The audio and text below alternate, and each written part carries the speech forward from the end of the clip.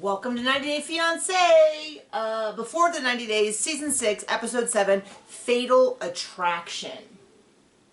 We're into the meat of it. We've got 6 couples this episode. It's gonna be a lot. We don't have 6 couples this episode. Okay, so who? Well, definitely not one. Tyray. Who else are you thinking of? Well, that was the one. Okay, where would you like to start? Upside down. So I do enjoy having a lot of couples where you go in and out. This is on their storyline. Do you need to mark this not safe for work? You weirdo. In and out on their storyline where you hop in, you hear a little bit of information, and you leave, because I feel like when they only have... Just get it over with, because it's all terrible. When you have like only 4 couples, I feel like they really are like... They just keep hammering the same information over and over and over and over again.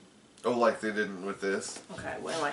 Since we started with Tyray, should we start with Tyray? Sure. He's still broken up. The dude he was chatting with is still a dude, and he paid money for a private investigator. So let's not see him anymore. It feels like COVID on TLC all over again. 4 years of COVID. Yeah. The sister seems to be losing some sympathy for him. She started out with like very nice, like, I'm so sorry that this happened to you. And now she's a little bit like, seriously? Like, you're still going on about this? Specifically because he is still trying to find a way that he has made a genuine connection with a woman. And that this wasn't just someone acting. And I do feel for him. And no, he should be in therapy. That person is horrible, and he should be in therapy and not on TV, because it's a boring storyline. Yes, he got catfished. The end. Thank you. So he still is like, well, maybe there's really a woman, and the boyfriend or the husband is trying to break us up, and you're just like, oh, buddy, no, that's not what's happening. Go play pretend off screen. So the sister takes him to go meet with a private investigator. The private investigator did as much as they could, realistically, but it wasn't a whole lot. Basically, she's a fetish person on cam. She's like a cam girl. They didn't say that she was on a particular site. They just said a cam girl. She has fetish content. The biggest thing that he was able to say is the phone numbers, I think, were burner phones. The email attached to the PayPal is different than the PayPal account that when they found her fetish account, which is because it's a dude. Well, because it's not the same person, and that she's based in the U.S. None of this is really like, wow, that's a new bit of information. I feel like for anybody else, you go, yeah, it's still not her.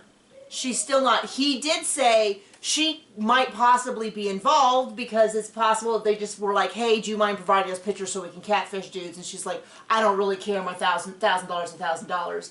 But in no way, shape, or form was there any implication that she is involved, that she is running the scam, because the PayPal accounts are different, all of that.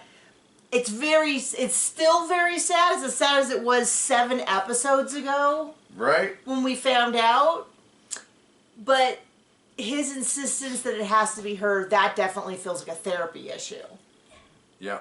That he's been deceived. I mean, I've mentioned before, I know people who married people who were deceived by the nature of the people. Unfortunately, it happens, and it turns out that they're liars and have other spouses and stuff like that. Sad stuff. Very sad stuff. And then he tells his other mom and sister. Yeah, his other sister and mom. Whatever. He doesn't have multiple moms. That you know of. This is TLC. Maybe she is not his real mom. He has also catfished him. No, so they're able to determine, so to be clear with the PayPal accounts, he sent money to her through a PayPal account, but it was a different PayPal account. It's so little that it didn't even, like, it's a pretty poor catfisher to only earn that little bit of money. I know. The damage that he's done to this man for life versus he's gotten maybe like $600. I mean, it's not worth it. I don't even think he got that much, but yeah. Something like that. It was a little bit for a long time, but it was only a little bit. Anyway, he talks to his family. His mom is very confused. She's very upset. Understandably so. It's a very confusing situation. And then he tells them he wants to go back to wherever. Yeah, he explains that he went to Barbados, and they're like, well, we told you not to do that, and she wasn't there, and that it continued after that is like, And he said, I want to go back to Barbados and just find like, the person. Bro. He still believes that somehow there's a person in there that's genuinely attached to her. Kind of sounds like when he spoke to Christian, the man Christian had an attachment to him, but isn't gay. But that is that storyline. It is difficult to watch. It's difficult to watch. It's a little upsetting because of all that. Who do you want to go to next? Oh, I don't. There's a whole group of middle of the road people. I'm gonna go with Meisha and Nicola. They're going to his baby, his car. Oh wait, let me write down the time code. And they just do not seem well suited at all. They mentioned that they've been talking for 7 years, and that caught you off guard because you had forgotten that. I did, yeah. 7 years. 7 years. So his family doesn't know about her. Doesn't know about her. Here's your sign. He's like, we're moving too quick. 7 years. Too quick. Too quick. Because she's like, if we don't leave engaged, it's done. And he's like, whoa, what's with the... Now, I do admit that even if I've been talking to someone for a long time, getting engaged 10 days after meeting in person still seems fast, but he's dragging the brakes on everything. He doesn't want to cuddle. People online. You're like, let's just go out for... No, that was what I learned. So when we were dating, I used to talk to people online for a long period of time, and the problem is you could just never keep the spark up. So, and then I had a whole series of really bad dates, so I was like, screw it, let's just get the bad dates done faster. As they often say, move quickly and break things, or fail faster. That was sort of me with dating, was like, if they seemed okay, there was no red flags, I was like, let's just meet for a drink, a coffee, or like a short little snack or something, and let's just find out. Or dessert. By the time it was him, it was like a short dessert, but you were game for that too. I can't remember who suggested it, but we both were like, yeah, that's perfect. Because the week before I had a date that showed up with, she was not the same girl in the pictures, that's all I'll say. Yeah, she was not, it was It's like, if you're lying about that I can see plainly, you're lying about everything. So we met up, and it was like, you know, it was instantly was like, okay, no, I kind of wish I'd done a whole meal, but we ended up hanging out for 3 hours. So that's the funny thing. You can always hang out for longer. Leaving in the middle of a meal is considered, it's rude, even if you're not hitting it off. So yeah, by the time I got to John, I was like, just go on the dates faster. If you meet, they've got everything on paper looks good. Just meet them, because the text messages just don't work. They just don't. Anyway, but she, in her case, they've been talking for 7 years. It didn't start off initially that way. From what I understand, that's about when she had her conversion experience. He started by just guiding her as like, hey, let me be your Catholic mentor or whatever. At some point it became romantic, and then there was COVID and all that, and then the show popped up, and suddenly they were interested in meeting. But she's like, if I don't have a wedding band by the end of this, are you okay over there? I got the sniffles. Do you need to go blow your nose? I'm good. Okay. I mean, it's okay. You're allowed to be sick on camera. Just all of a sudden you're over there. Sorry. Sniffling away. Then she's done. So they go to, so he's like, wow, that kind of caught me off guard. They get to the car, they get to this location, and she's like, oh my gosh, I'm not dressed enough. Look at that woman in a dress. And points at a woman in a wedding dress, and clearly, to me, it looked like a bridesmaid's dress. And she's like, well, I'm not dressed well enough. And he's like, that's a wedding dress. That's not a wedding dress. They're dressed up really nice. I need to change. So she changes in the car, and he really throws a fit about how embarrassing this is. Right. Yeah. It's just like, I don't know. They just don't seem any way, shape, or form. He seems like a real know-it-all 18-year-old. And he's not. She also seems like a Twitter-pated 18-year-old. Like, they both seem to be a little unrealistic about life. Like, he's this middle-aged virgin who does not seem, depending on the day, does not seem that into her, but she's like, we're going to get married. Fun as Michael Scott. And we're going to get married, and it's going to be amazing, and they just don't even seem to live on the same planet. I don't even know what that says. I don't know. Then they go to a bar. Oh, he says, you've been rushing me with my family, and 7 years. She's been rushing him. And then they go to a bar, and she talks about how she smokes once a year, which blew me away. 1 cigarette on New Year's every year. And not for any moral reason, like, oh, smoking a single cigarette is wrong. But because I've never smoked in my life, and part of the reason I never smoked in my entire life is because my experiences growing up around people who are trying to quit, it was not the kind of thing you could do, like, you could have one once a year. Everyone in my life who smoked was like, quitting was one of the hardest things they did in their entire life. And if they had one, they would fully relapse into smoking again. I don't know if that's a universal thing, but that was, I grew up with stories from my mom about how incredibly difficult it was. My grandparents smoked and my grandmother eventually quit. And then when she had Alzheimer's, she started smoking again because she forgot she quit. Oh, man. And so I don't think she smoked the same way back then because she had Alzheimer's, so the last thing they wanted to do was have her around the house with things on fire. But same with, she also quit drinking. She wasn't a heavy drinker, but they were very like social drinkers because when they were born and stuff, they were, you know. I inherited all of her stemware when she passed, and I have so many. Good amount of drinking glasses. I mean, 40, 50 of different kinds. Now, they're all beautiful. They're very tiny. They're not like you go now and they're like, here's your goldfish bowl. But they're like very tiny, and they're all like, what? You said taped. They're all very tiny, and they're all like etched glass and stuff, and they're really beautiful. But well, it's like, also, there's a lot of them. People weren't as big as they are now. Thank you, McDonald's. Yeah, well, Grandma was a tiny woman. I could not fit into any of her clothes, even when I was a teenager, and very small. And her shoes were full. She was a very dainty, petite woman. But my point is, it blew me away when she said that she smoked one cigarette a year, just because my experience would be like, oh, I take one hit of heroin every year, and that's it. I'd cut back. I'd be like, wow, that's crazy. Now, that might not be a universal experience. My mom used to always just, when she talked about that, she always talked about the fact that when she was in college, she had a sorority mate who gave up smoking every year for Lent. And it blew my mom's mind because she couldn't just give it up for Lent. It was this whole thing. My mom was of the age where after my oldest brother was born, they told her to smoke to lose the baby weight. So not the best medical care back then. Here's a prescription for your nicotine. Right, like this is not good. Anyway, and he's horrified. She talks about dancing and going to clubs, and he's like, going to clubs is a sin. And I'm like, how have they not discussed this in 7 years? They seem so ill-matched, and it feels like I don't know what they've been talking about all these years because they don't seem to know anything about each other. She didn't know that his family didn't know about her until she arrived.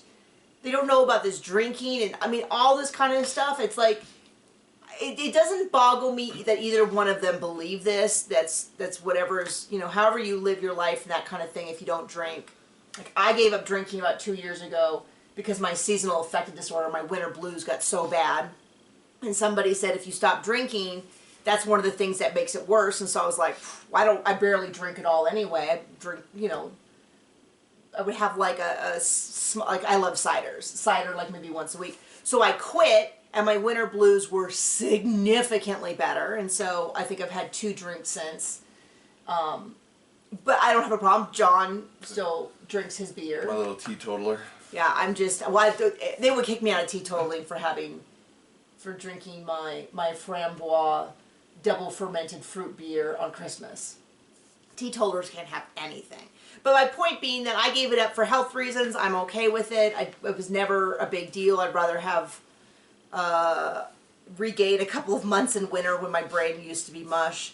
But they don't seem to have discussed, I don't know what they've been discussing for 7 years, because they don't seem to know anything about it. So they do go to a bar, and it looks like they dance. He does not look like he's the best dancer, but no one requires that. He said how he was going to have a terrible time and want to go in 5 minutes, and then they cut to them dancing and having a good time at apparently a den of iniquity. So there you go. Okay, Riley and Violet. They just don't seem to like each other very much. They seem kind of mean to each other. He had all these red flags before. Guess what? Red flags are red flags. I don't disagree that he does seem a little controlling and mean, but she also seems mean. Well, like, they just don't seem that into each other. She made him get rid of the dating site that he had, the app that he had on his phone, but she wouldn't.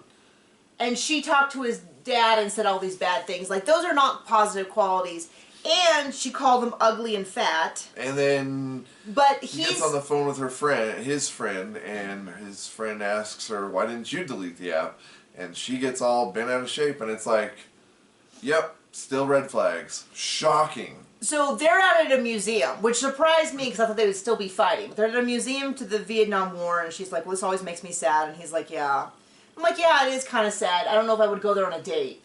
War is hell, I've heard. Yeah, it's not great.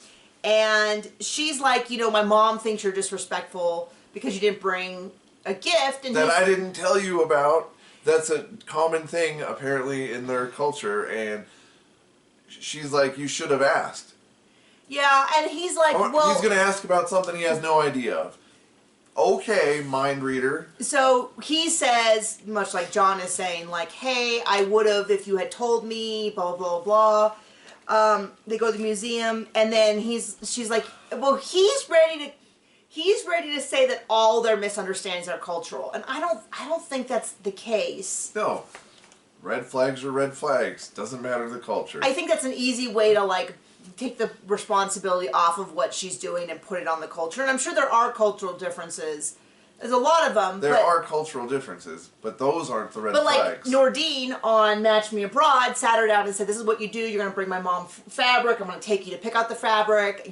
She doesn't like neon purple. We're not going to get that. I think they still got to like purple. Blah, blah, blah, blah, blah. Like, walked her through the process. You do this. You double kiss them on the cheek. You do a hug. Like, that's what you do when you want your partner to succeed. If you don't, you just kind of say, like, oh, so you didn't bring anything? Like, she just doesn't seem to like him very much, and I have some big question marks around her. But I don't know that he's really in a super healthy place either. So I'll give him that. And so he's like, well, like, culturally, calling me fat and ugly to a bunch of strangers is not polite. And I kind of thought, I don't think that's a cultural thing. That's just... I don't know if that's I'm not comfortable saying that everyone in Vietnam calls their partners fat and ugly in front of strangers. Now, if you're from Vietnam and you disagree, I will certainly defer to your opinion.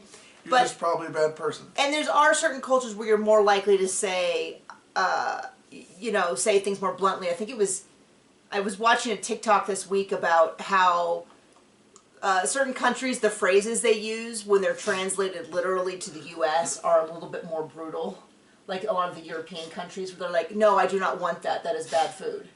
But like, so I guess maybe it could be cultural, but she's like, oh, but we tease each other. And he's like, yeah, in front of her family. I don't necessarily think he'd be comfortable if she called him fat and ugly in front of her family either. But maybe, like, I don't know, they just don't seem that into each other, and I kind of don't see why they're still doing this. Because they're on TV. So she does apologize and says that she won't do it again, so there you go. But then we cut to him calling this friend who's like a sister for her to chew out Violet, and it doesn't seem to go well. I think it went very well. You wouldn't think it went the way it should? Yep. Okay, so Cleo and Christian. I can't get a read on what's going on with him. I think... Which one's it? Oh, okay. I think he is more freaked out about her being trans than he wants to let on. Because he is super, super hot cold. He's into the limelight, and I think that's it. I don't think he's into her. He's into the TV show and all that. And himself, and really into drinking. Because, yeah, he's really into drinking. I think he's got a problem. He should probably get help. Yeah, it was kind of concerning to me. But because the reason he tells her a story at the bar about how other people said that he's got a problem with drinking, and the stewardess on the next flight wouldn't give him any alcohol. Oh, yeah. That's a problem. So my point was, I said, it seems like he's rethinking this because they wake up together, and he's like, oh, I was just so tired. And she was like, well, you kind of cuddle me, and then I cuddle you, and he's like, oh, okay. And I was like, he's not into it. But then they'll cut to the next scene, and they're walking in public like this, and he's saying nice things, and I'm like, oh, maybe he is more into it, and then he'll be cold again, and then he'll be hot. I think he's just not, maybe he's not into Cleo, maybe he's not into autism, maybe the fact that she's trans and his family freaked out. I don't fully know what is going on, but if Cleo is confused, I do not blame her, because we are confused as to what is going on with him. But yeah, he wants to go explore. He's like, I want no rules, I want no plans, I just want to do whatever. And Cleo's a little bit more of a control thing. We get a lot of information about... He clearly is into himself and not into Cleo. Cleo talks a lot about autism, which it's not a criticism, but I would just say that not all autism is... The same. Is the same. Like ADD. Like OCD, like all of them, there are variations. And so a lot of the stuff that she's talking about, like, all autism is more of like, well, that's her, but that's fine. But I did really relate to the whole, when we started traveling, we would do road trips. That was a point of adjustment for me, because I wanted to be like, well, let's plan every hotel along the way. And you're like, let's just see where we go. Now, the fact that we had the Hotel.com app and the Yelp and all that gave me a sense of control. But that sort of was a little bit of a conflict, but he doesn't seem to care. He wants to walk. It was more like I didn't trust her to pick out hotels when we got there. No, that was much later. That was much later when I started doing that. And maybe if you let me pick out hotels ahead of time, that wouldn't have been a problem. But we did, oh, by the way, on my memories... You didn't get murdered, so it's all good. 10 years ago yesterday was the premiere of the reality show that I worked on. Depressing. It is depressing. Sorry, don't mean to bring it down. But that was one of the first trips. What we did was the year after that, where we went to New Orleans. Mm-hmm. And we stayed at some nice hotels there. We stayed at the Jimmy Buffett casino. Yep. That had Lafayette. Yeah. Had just opened, like, and we got super crazy cheap rooms. And I remember the guy said, when we checked in, I said something about like, oh yeah, we just booked on the way here. And he's like, oh really? This must be the first night that we've had open rooms, because it's been booked solid since we opened. And we haven't even really officially launched. And it was busy. Yeah, it was hopping. It was really nice though. It was. And I fell asleep early, and you went down and gambled. A little bit. We had amazing food on that trip. Yep, that was really good. That's when we went to this. It was a shack. It was a ramshackled shack. Oh. In a part of town where all the other buildings were big empty warehouses with no... Condemned, broken windows, all that. We're going to get murdered kind of scene from an apocalypse movie, because there was nobody else on the road, nobody on the streets. Nothing. And then you turn a corner and it's like, oh, there's the Beamer and... all these like really super nice crazy expensive cars in the parking lot. And it was really good and amazing service. Yep. It was the first time I'd ever seen someone with a gold grill in person. That wasn't like on MTV. Yep. So where were we? Oh no, I forgot to write down. Oh no. Something. So they go to this bar, and I feel like the bar is when things start to go sideways, because he's like, oh, let me tell you this funny story about... Well, first of all, he goes on and on about how he loves Jameson. He can gargle with it. They have a little kiss over the table. Very, very chaste kiss, though. But then he's like, I'm going to tell you the story, which made him sound terrible. Yeah. He's like, basically, I'm going to do my impression of this conversation. So I got drunk off my ass.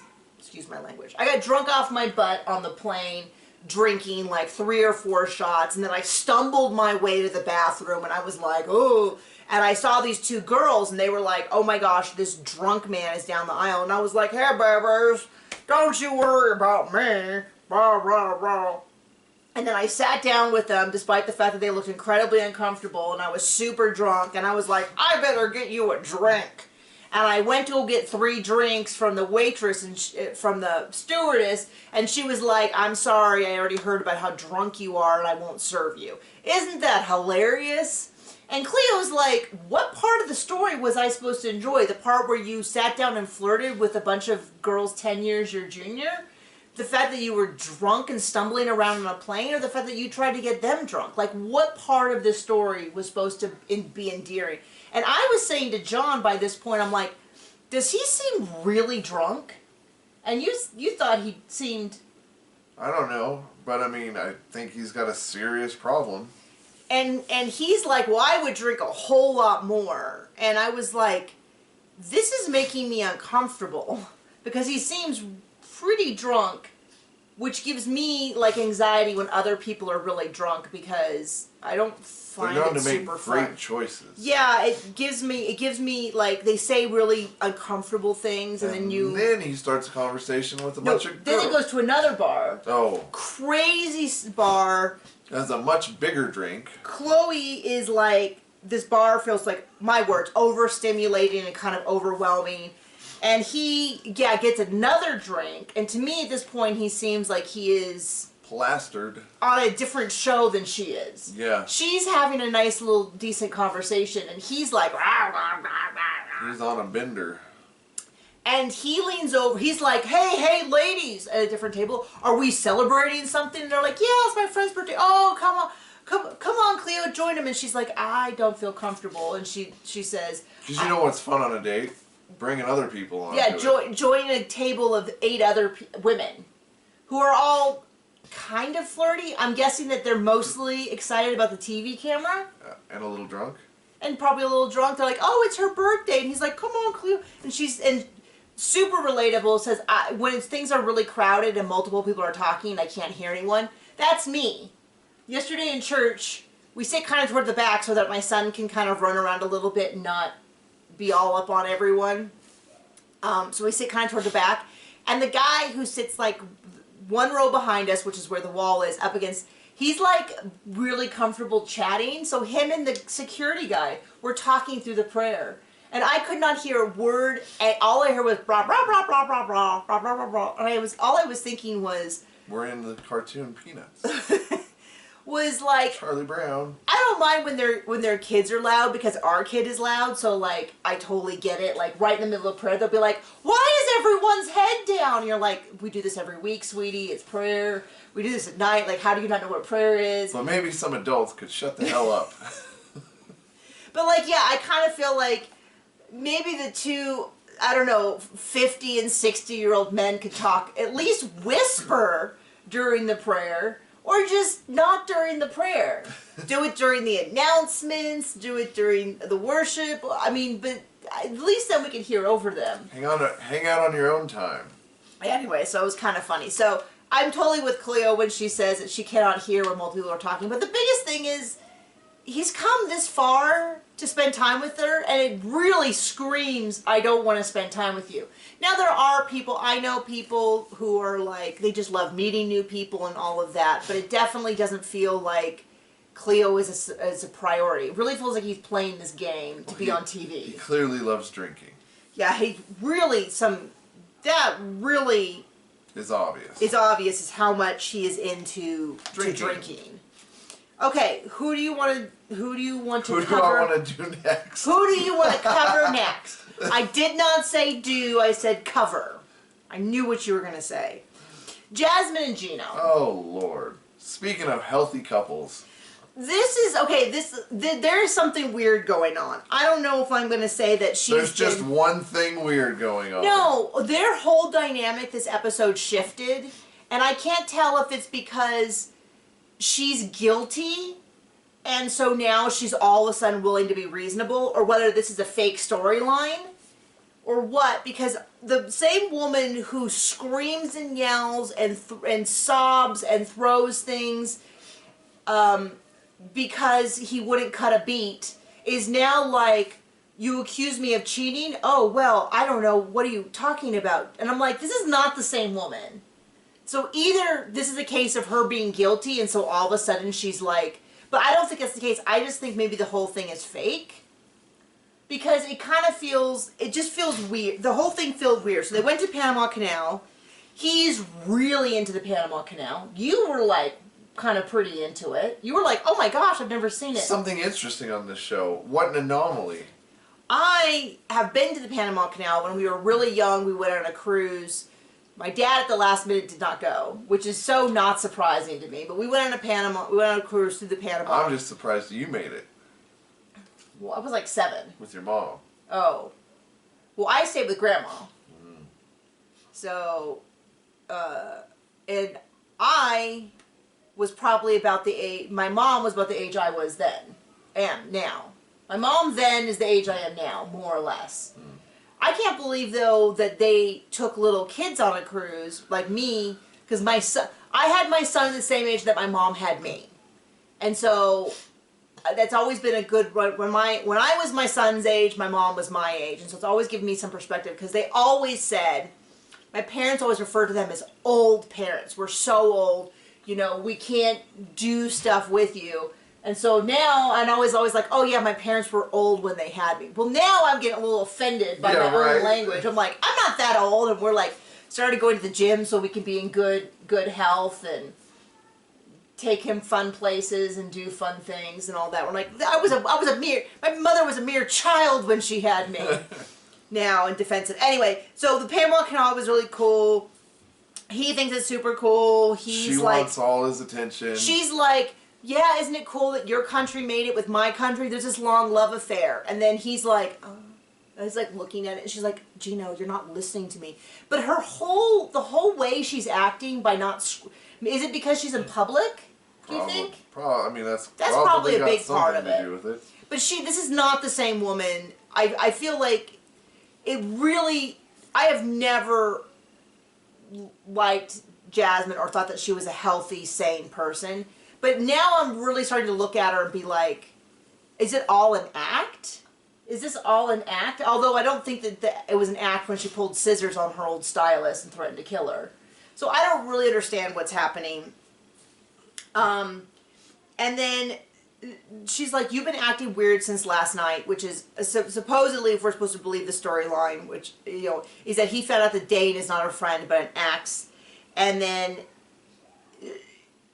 he asked her, wait, how did this work? She brings up his ex. So then he asks about Dane, and then she's like, don't bring up an ex, and why are you bringing up, wait, no. She brings up her ex, and then he brings up his.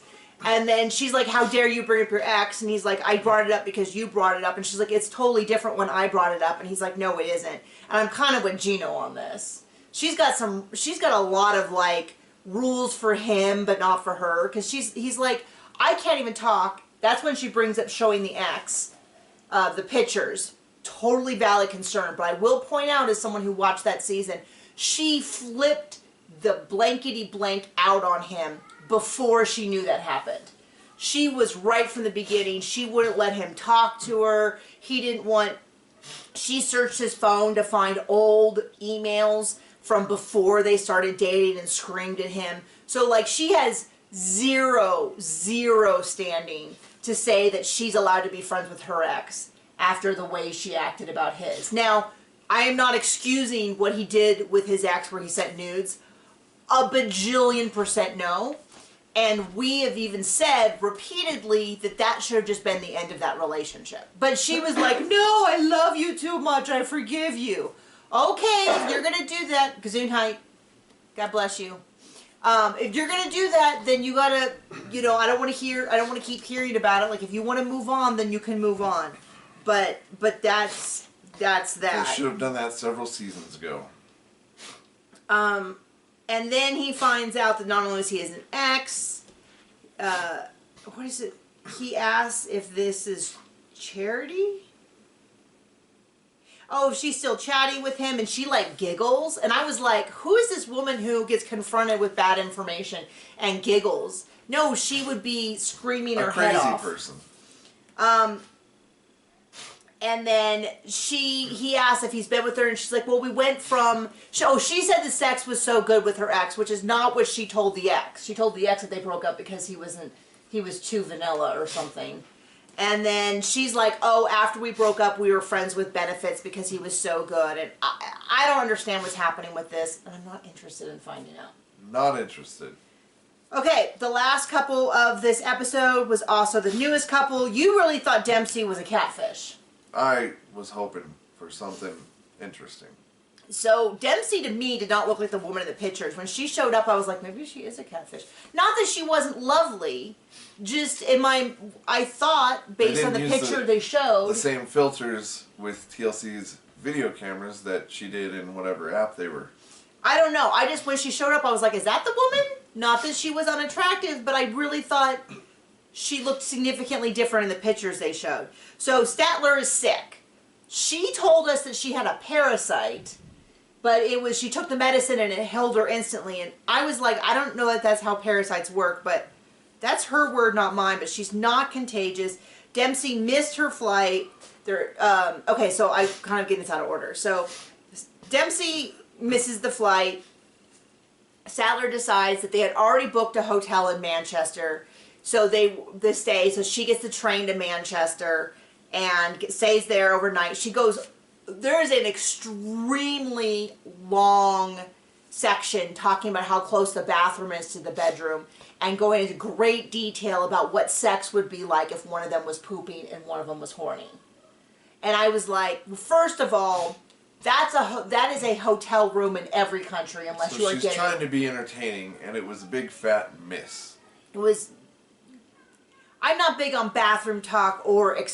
I'm a little prudish. I don't mind a little bit, but it's a little bit like, I'm pooping, well, I'm horny, well, I'm farting, well, I'm horny. And I was a little bit like, okay, we could all do the math, and this is not a... Like, I don't know what she was expecting, because basically every room I've ever been in has a bathroom. Like, when we were in Santa Fe, it was almost an identical room. Mm-hmm. It was a really nice hotel, and it was fine. There's a door. You run some water, and one of you leaves the room or turns on the TV, like, it's fine. You figure it out, it's fine.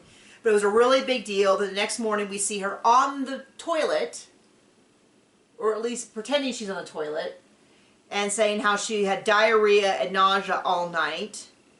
That to me just sounds like food poisoning or something from the water or something like that. No. Or you know what else? What? Something I don't care about.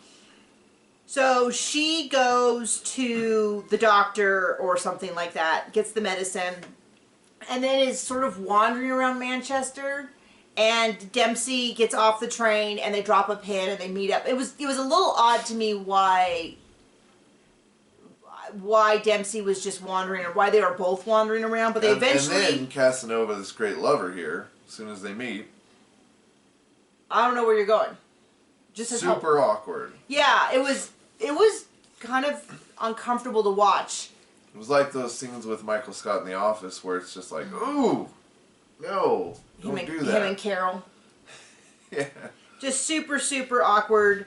And they kept saying how it was awkward. I wrote down awkward right off the bat, and then they discussed how it was... But she's this great lover who gets all these ladies. And just keeps going on and on and on, and they just sit around and talk about how, wow, I'm really awkward and you're really awkward, but I think your awkwardness is cute. Well, I think your awkwardness is cute. We're both super awkward and we're super cute. I find you attractive. Well, I find you attractive. They like had one quick hug, and I was like, oh, okay. I'm not saying that I'm not awkward, but I wouldn't also want it filmed. Well, yeah, I mean, and we care because... So, that is the episode. That was 6 couples. If you didn't hear the news, the Sister Wife trailer is out. We have a recap of the trailer, which was ridiculously long. It was 20 minutes long. For a 3-minute trailer? For a 3-minute trailer, which was really funny, because after we were done, John goes, well, I think it was more... He says, what did you say? Something about, like, the length of it. And I was like, well, it has to be at least 7 minutes in order for us to get commercials into it. 8 minutes, sorry. Longer than 7 minutes. And you're like, well, I think it was longer than 7 minutes. I was like, well, gosh, now you're making me... I was like, it's at least 3. It's at least 3 minutes. And it was 20 minutes. And then I made an inappropriate joke. So, anyway, we're more than halfway through the series. I think the series is going to overlap with Sister Wives just a little bit. So, just so you know, Sister Wives will always be our priority. So, then this will move to Tuesday. But, anyway, yeah, I'm enjoying the show. At least somebody is. Okay, bye.